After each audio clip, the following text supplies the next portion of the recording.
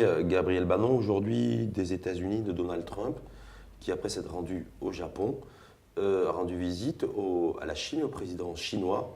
Alors tout d'abord, est-ce que, si on plante un peu essaie de replanter un peu le contexte de cette visite, est-ce que si je vous dis un Donald Trump un peu affaibli avec les affaires de ses proches mêlées ou emmêlées en tout cas, dans des histoires de politico-judiciaires avec la Russie, donc un Donald Trump un peu affaibli et un président chinois renforcé, fort, rendu plus fort depuis sa réélection d'ailleurs au sein du Parti communiste chinois et une économie, j'ai envie de dire aussi, qui solide, musclée, tonifiée. L'économie américaine aussi est solide actuellement. Elle marche très bien et Wall Street bat tous les records. Et on crée de l'emploi, mais on est là qui disent que c'est plutôt l'héritage économiquement, est-ce que c'est Donald Trump ou c'est l'héritage de Barack Obama, la bonne santé économique des États-Unis aujourd'hui? Vous savez, c'est la même chose en France. On dit aussi, là, ça va mieux. Est-ce que c'est dû à l'arrivée d'Emmanuel Macron ou bien c'est les mesures qu'a pris son prédécesseur? Donc, c'est un éternel débat qui finit jamais. Il faut dire qu'en économie, la psychologie compte beaucoup et il y a aussi l'effet psychologique qui joue. En ce qui concerne le déplacement du président américain, d'abord, je ne veux pas éviter votre question. Est-ce qu'il est affaibli?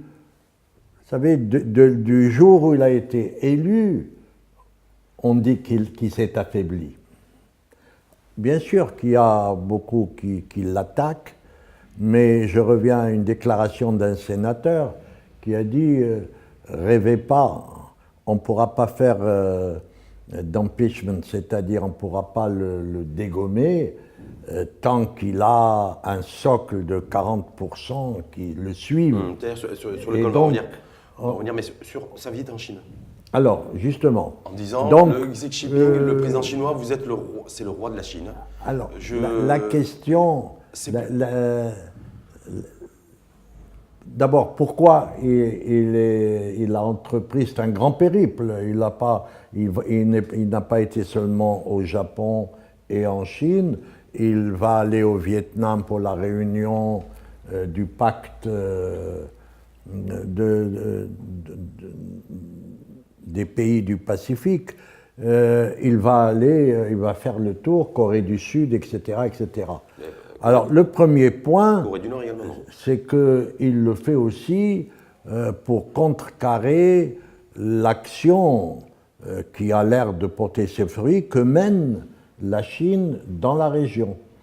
Alors, est-ce que le fait de venir et de promettre le parapluie nucléaire américain, l'appui de l'armée, tout ce que l'on veut, est suffisant face aux milliards que la Chine est en train de déverser sur tous les pays autour de la mer de Chine?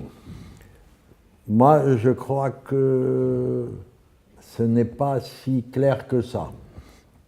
Alors, il est passé d'abord au Japon.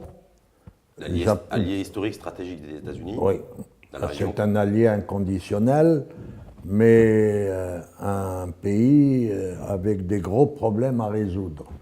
Il reste une puissance économique. Il faut savoir que le Japon est le plus grand banquier du monde aujourd'hui, devant la Chine. Je n'ai pas les chiffres en tête, je ne sais combien de milliers de milliards d'avoirs extérieurs. Je crois savoir aussi que c'est le pays le plus endetté de la région du Pacifique. C'est de l'endettement interne. Oui, mais bon, c'est un pays extrêmement endetté également. Donc, ça ne touche pas l'action extérieure. C'est de l'endettement interne qui peut être résolu le jour où le gouvernement le décidera. Donc, c'est pas... Non, le Japon n'a pas un problème économique majeur aujourd'hui, mais il a un problème démographique majeur. Le Japon est un pays qui ne fait pas d'enfants. Le Japon, aujourd'hui, les enfants représentent moins de 10% de la population.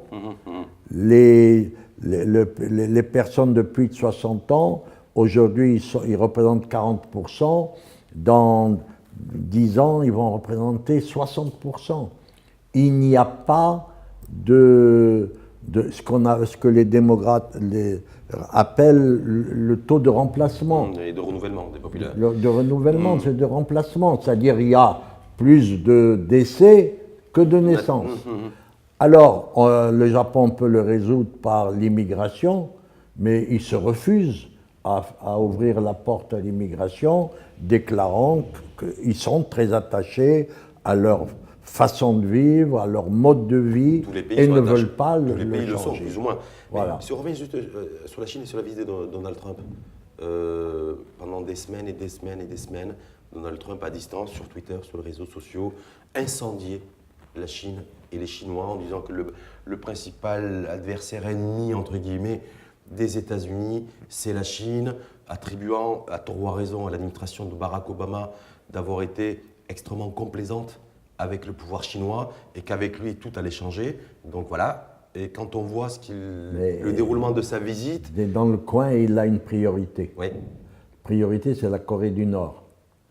Et son problème, c'est de convaincre la Chine d'user de son influence sur la Corée du Nord pour l'asphyxier économiquement. Soit l'asphyxier économiquement, ça les ramener à une attitude beaucoup moins belliqueuse qu'il ne semble avoir aujourd'hui. Est-ce que selon vous, Donald Trump a obtenu cela du président chinois?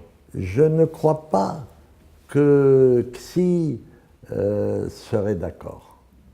Ça m'étonnerait. Son intérêt, c'est de laisser, la mais Corée du Nord… Imaginez que la Chine lâche la Corée du Nord. Donc la Corée du Nord, dans un conflit éventuel, va disparaître. Et alors, qu'est-ce qui arrive? L'armée américaine se trouve à la frontière de la Chine. Et ça, Xi ne l'acceptera jamais. Donc, il ne lâchera pas la Corée du Nord. Il peut faire des actions cosmétiques comme il l'a fait, mais ça n'ira pas plus loin. Il ne lâchera jamais la Corée du Nord. La Corée du Nord veut, elle veut être considérée comme une puissance nucléaire parce qu'elle pense que c'est comme ça qu'elle pérennisera le système. Que continuera à exister. Voilà. Alors, dans la mesure, comme il y a eu avec l'Iran, c'est amusant de voir les choses se répéter, l'Iran a toujours refusé de négocier le nucléaire, pensant que ce que voulaient en réalité les Américains et les Européens, c'est la fin du régime des mollahs. Le jour où on les a convaincus que votre régime, faites ce que vous voulez, mais on ne veut pas de nucléaire iranien seulement, c'est cela qu'on veut discuter, on a pu négocier. À mon sens, le jour où la Corée du Nord, le dictateur sera convaincu que on ne veut pas de sa disparition. On ne vise pas son régime, ce qui est faux. Aujourd'hui, on vise son régime. Mais le jour où on le convaincra qu'on ne vise pas son régime, mais que c'est la prolifération des armes nucléaires qui nous importe, à ce moment-là, peut-être il se mettra autour d'une table pour négocier. En tout cas, pour négocier et se mettre autour d'une table, apparemment, et a priori, Donald Trump et le président chinois Xi Jinping sont arrivés à s'entendre sur, on parle de contrats commerciaux à hauteur de 250 Il donne milliards une image. de dollars. Non, soyons sérieux. Il donne une image plus sereine sur les rapports sino-américains. Mais le fond, fondamentalement, rien ne change. La Chine n'a pas changé ses ambitions et elle l'a toujours dit, même Obama au début avait rencontré Xi en pensant qu'il en ferait un partenaire, mais il a compris que ce n'est pas un partenaire, c'est un concurrent, que la Chine va être la puissance dominante au monde. Très bien. C'est-à-dire première puissance économique, première puissance aujourd'hui, elle est la première puissance économique. Aujourd'hui, on dit qu'elle n'est pas la première puissance économique, mais la première puissance commerciale. Commerciale, ouais. Oui. Le deuxième, c'est qu'elle a elle est en train de devenir de plus en plus une puissance militaire, mais la vraie puissance que tous les géopoliticiens vous diront, c'est la démographie. Et ça, incontestablement, ils sont la première puissance mondiale démographique. On atteint déjà 1,5 milliard. Alors, vous savez, si vous parlez d'économie, l'économie c'est quoi? C'est d'avoir des consommateurs. Parce que si vous n'avez pas de marché, votre économie ne fonctionne pas. En capacité de consommer. Parce qu'on peut avoir des Voilà. consommateurs qui ne sont pas forcément en capacité de Oui, consommer oui. au niveau Mais de alors, d'achat. non seulement la Chine représente un pays de consommateurs énorme, mais il a une classe moyenne qui se développe à une vitesse grand V et qui est une classe moyenne riche. Donc, du point de vue à venir sur la puissance économique, il n'y a pas photo par rapport aux classes moyennes américaines qui sont en train de devenir de plus en plus pauvres. Un point aussi, c'est l'opération qu'a menée aussi Xi Jinping, donc le premier président, le président chinois, c'est cette lutte contre la corruption. Dans son pays, on en a parlé très peu. En préparant l'émission, j'ai vu qu'il avait arrêté, il avait arrêté plus d'1,5 million de personnes ont été arrêtées en Chine, donc des Chinois, pour corruption. Alors, est-ce que là, il faut se dire aussi... c'est l'arme classique. L'arme classique. C'est l'arme classique. Opération Main Blanche. Est-ce que c'est aussi la volonté du président tout à l'heure. chinois de moraliser aussi l'économie? Oui, je sais pas. Non, oui. Bien sûr. Tarte à la crème. Moraliser. Non, mais je vous ai dit tout à l'heure que c'est très... quand on analyse en géopolitique, on constate qu'il y a beaucoup de répétitions. Ce qui s'est passé avec l'Iran pour négocier, ce qui se passe avec la Corée du Nord. Et aujourd'hui, ce qui se passe en Arabie Saoudite vous rappelle tout le travail que Xi a fait en prévision du grand raout, de la grande réunion du parti où il a pris toutes les rênes, où il a pris réellement le pouvoir. Mais ça a demandé une préparation, c'est-à-dire une épuration qui a été faite toujours sous le couvert de la lutte contre la corruption. On a mis au rencard, on a enlevé tout ce qui pouvait barrer la route au pouvoir absolu de Xi. Dans le 1,5 million de personnes qui ont été arrêtées, il y a aussi essentiellement des opposants au régime. Bien sûr, c'est ce que vous voulez dire. Bien sûr. Et c'est ce qui se passe en Arabie Saoudite. On avait vu dans une émission précédente. C'est la même chose, c'est le même schéma qui recommence. Juste pour conclure, donc, pour clôturer un petit la visite de Donald Trump en Chine, le président chinois l'a invité à l'opéra, ils sont allés en couple, visite aussi à la cité interdite, visite privée. Donc est-ce qu'on peut considérer, vous considérez que le président chinois aussi a choyé un peu Donald Trump et puis entre un peu de musique, un peu de visite privée dans la cité interdite? Vous savez, les Chinois sont très... Ils aiment bien un certain protocole qu'ils font et le déroulé classique. Moi, je me rappelle, quand on est venu avec Arafat en Chine, ils ont tiré 40 coups de canon, c'était l'arrivée d'un chef d'État.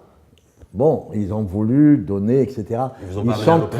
Ils sont très spécialistes de cela. Est-ce que Yasser Arafat, il l'avait amené à l'opéra, par exemple? Est-ce que vous avez accompagné Yasser Arafat en Chine? En dehors des 40 coups de canon? Non, il y a eu le grand dîner. Il y a eu un grand dîner. Mais là, il ne faut pas aller plus loin. Bon, on a voulu montrer que la Chine est un pays de culture, nous le savons, que la Chine est un empire qui a des centaines d'années derrière lui, nous le savons, mais il a voulu montrer tout cela de nouveau à Donald Trump. Xi a le temps devant lui, il a le pouvoir, il a les moyens, il a le temps, il n'est pas pressé. Il n'a pas d'élection dans 4 ans, lui. C'est la différence. Et tandis que M. Donald Trump, il a plutôt des problèmes. Oui, mais ça c'est comme dans toutes les démocraties. Il y a des consultations électorales qui rythment la vie politique. Vous savez que la Chine démontre une chose, ou plutôt détruit une règle que les Américains ont toujours développée en disant « Vous ne pouvez pas faire un développement sans démocratie. » Que on ne peut pas. Résultat, la Chine démontre qu'on peut faire un grand développement économique sans démocratie. Très bien, mais en tout cas, merci à vous, Gabriel Banon, pour ce nouvel éclairage sur la région. On était la semaine dernière dans la péninsule arabique, là on a basculé dans la région Là, on fait le tour du monde. Pacifique, exactement, et ça c'est grâce à vous. Donc une fois de Merci plus, beaucoup. merci à vous, Gabriel Banon. Je rappelle que vous êtes expert en géopolitique. Merci à vous de nous avoir écoutés, de nous avoir suivis, d'avoir suivi surtout de près les analyses de Gabriel Banon, et je vous donne rendez-vous la semaine prochaine.